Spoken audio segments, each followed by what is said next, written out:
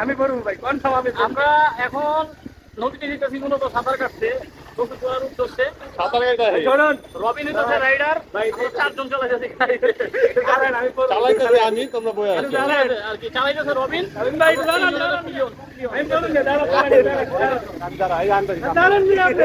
আমি বললাম। ওকে ওকে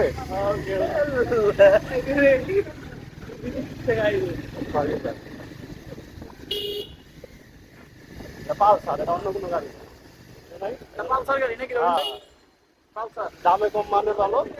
তো আমরা এখন তুরাগ নদীর পুরাপুরি পজিশনে চলে আসছি গোসল করার জন্য। দেখতেই পারতেছেন কড়া রোদ।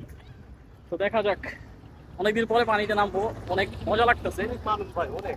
অনেক মানুষ না? আরে বাবা, আজকে তো অনেক মানুষ। আমরা তো বিশাল অবস্থা। এই